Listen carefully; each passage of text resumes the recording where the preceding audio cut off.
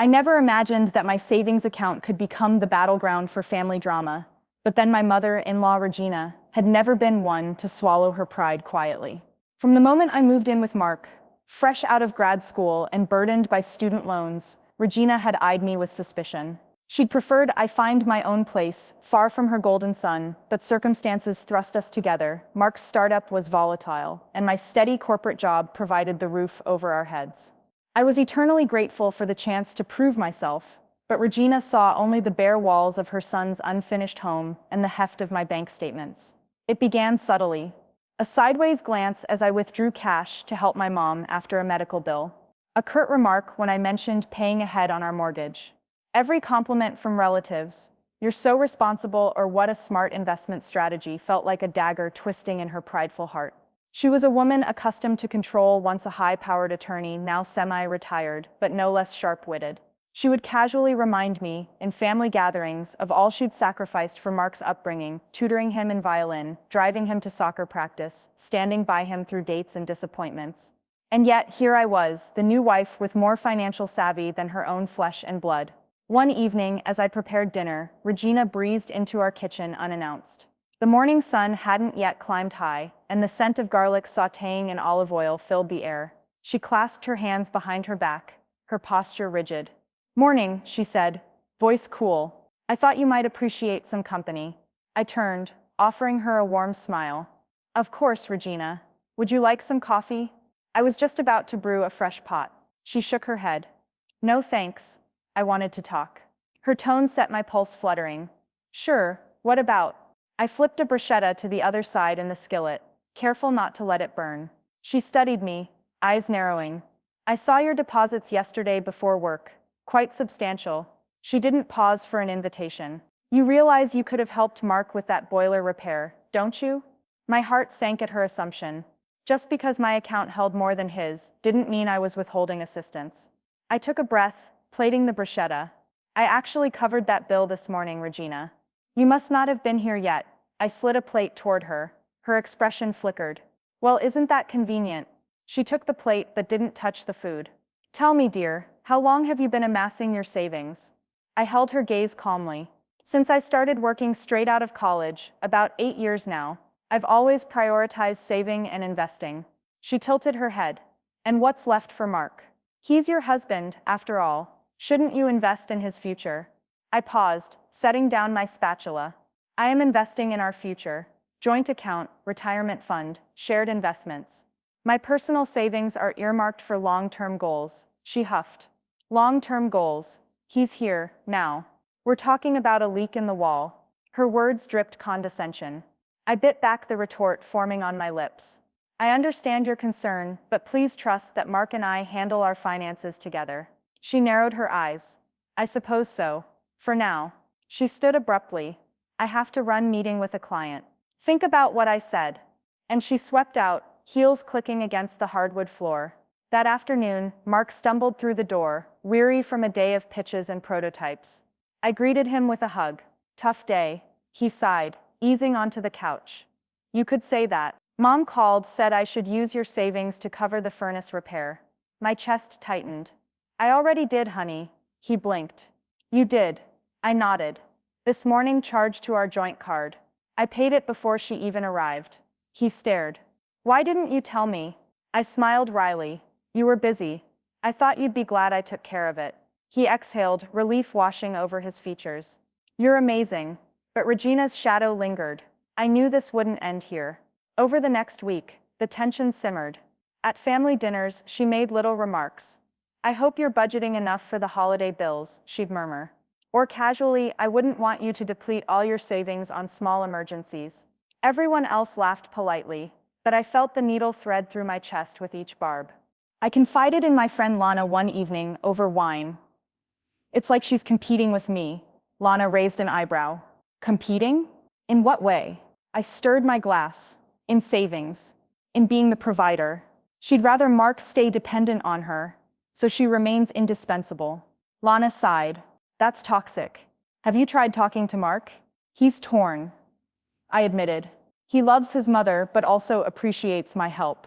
He just wants peace." Lana leaned forward. "Then maybe you need a plan together." Confront her, set boundaries. I shrugged. I'm worried about the fallout. She's not someone you cross lightly, but I couldn't shrink away indefinitely. Then came the turning point. One ordinary Saturday, when I awoke to find a letter slipped under our bedroom door. The handwriting was unfamiliar. Scratchy, Mr. and Mrs. Reynolds, I trust this note reaches you well. It has come to my attention, through channels I cannot fully disclose, that your joint assets have been pooled into disparate accounts, leaving significant personal savings off paper. In the event of unexpected circumstances, accident, domestic dispute, or legal entanglement, these unreported funds could be at risk. You may wish to discuss proper asset protection.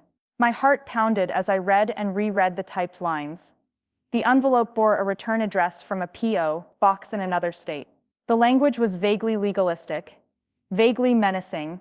Mark stumbled from the bathroom, towel around his waist. "What is it?" he asked, yawning. I held up the letter. "Someone's threatening us." He frowned, took the paper. "This is weird. Asset protection? Who sent this?" "I don't know," I whispered. "But I have a feeling." We stared at the anonymous warning.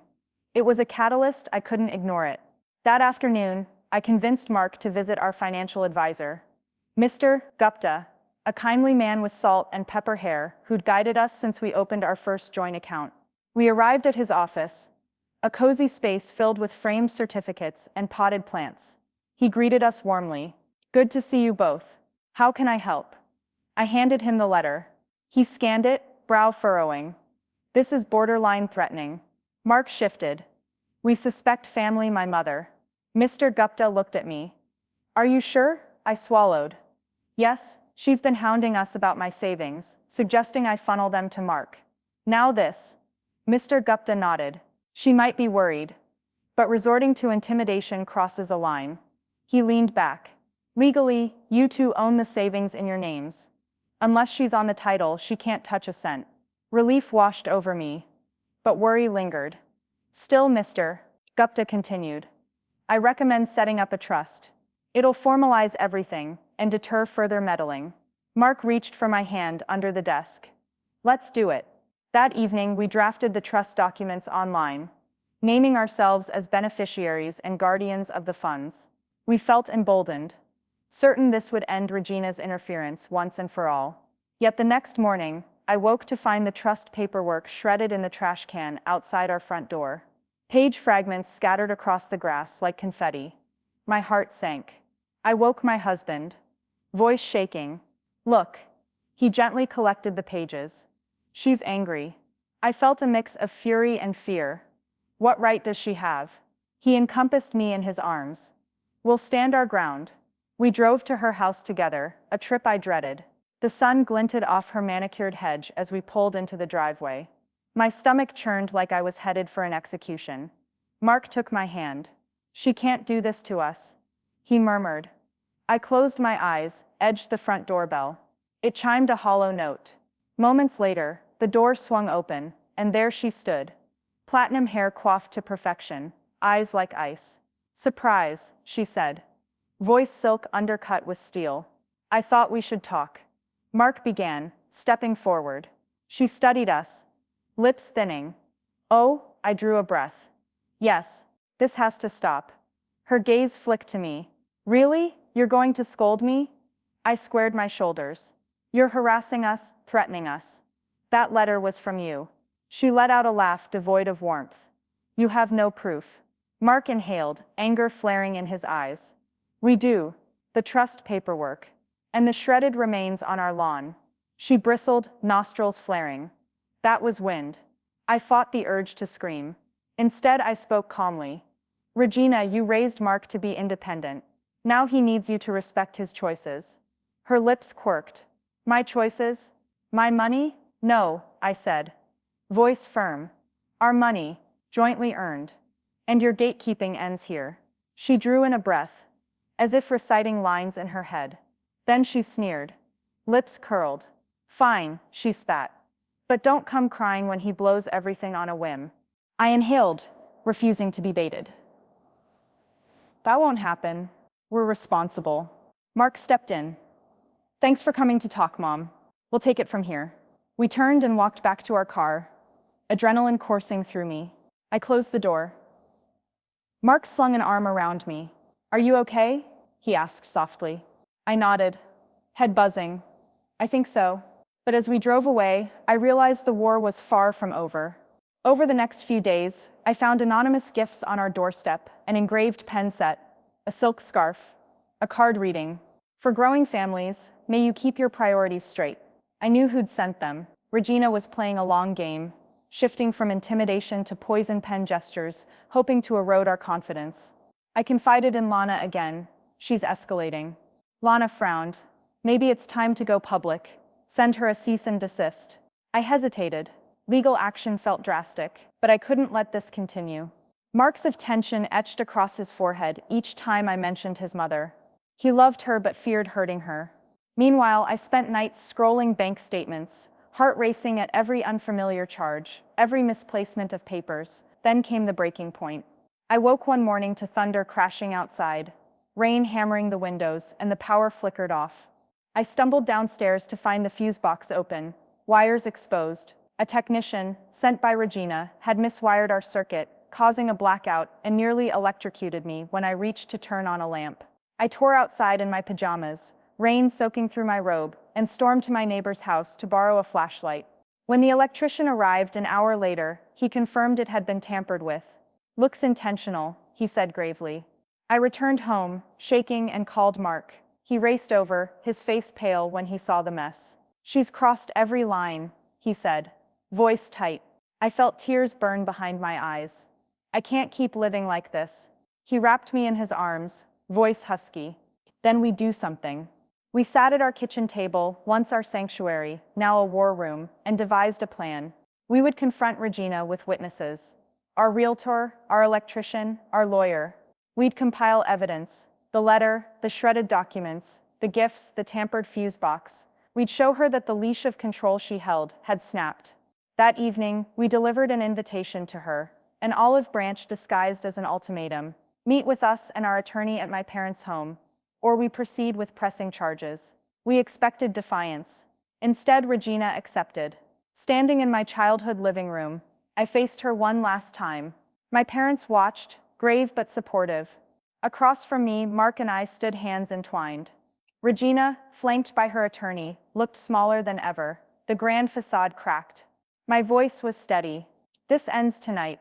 She opened her mouth, but no words came. I pressed on. "We love you. But your interference borders on abuse. We deserve to manage our lives, our money, our safety, without sabotage." Her chin trembled. For the first time, I saw vulnerability. She looked at Mark, as if pleading. He squeezed my hand. Finally, she exhaled. I didn't realize, tears spilled down her cheeks. "I only wanted to protect you both." I swallowed. "We're grateful, but we're not children. We need autonomy." Her attorney cleared his throat. "This formal agreement will include non-interference clauses and potential penalties for sabotage." Regina nodded numbly. "I agree." As the papers were signed, a weight lifted from my shoulders. The 20-year-old feud between possessiveness and independence had found its reckoning. Regina turned, tears glistening, and embraced me. "I'm sorry," she choked out. I hugged her back, arms trembling. "I know, and I love you." When we left, I felt a dawn of peace.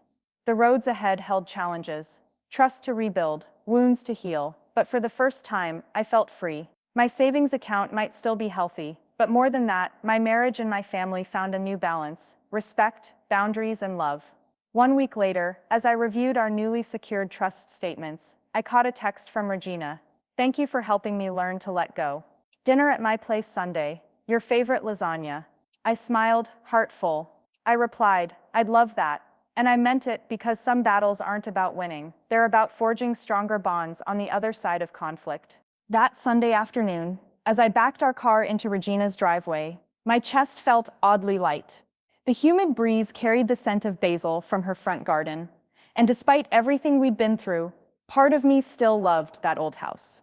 I plucked at my dress. My compromise outfit, one notch dressier than my usual weekend jeans, but not so formal. It screamed celebrity. Regina would appreciate that. I rang the bell, smoothing my hair once more.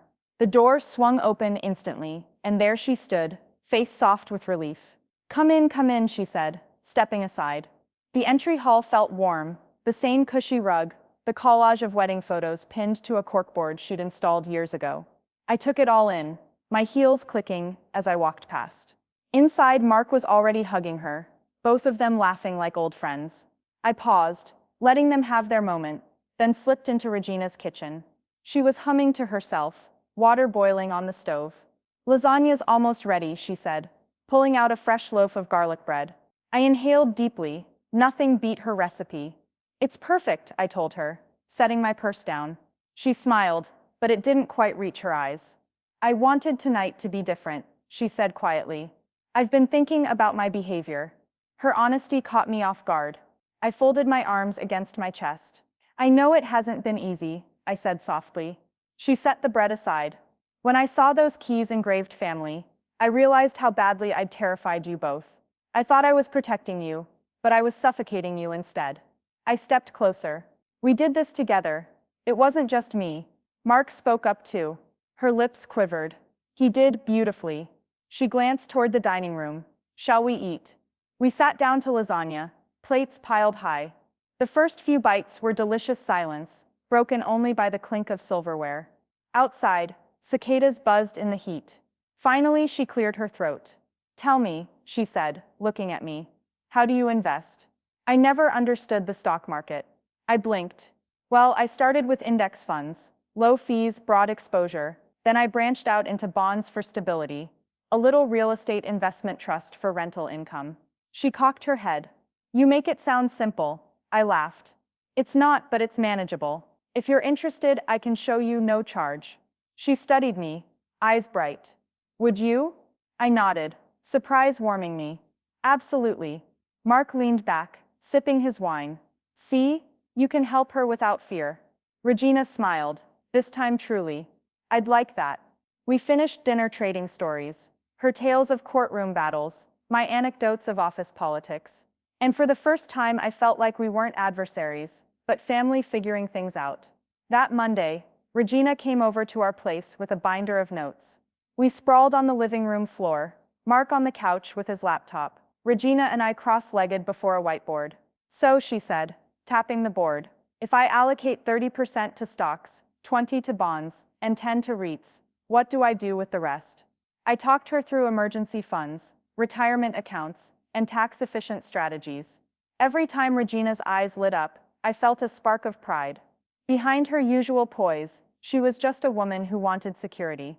2 weeks later, over Zoom with her financial advisor, she proudly announced, "Thanks to Cassandra, my first name had never sounded so sweet. I've balanced my portfolio, and I understand my goals." I caught her beaming at the screen.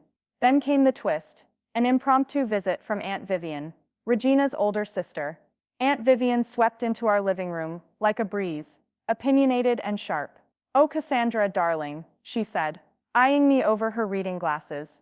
"I hear you've been meddling in my sister's affairs." Regina flinched. "Vivian, oh, don't be precious," Aunt Vivian said. "I'm only teasing. But tell me, how did my sister afford her new investments?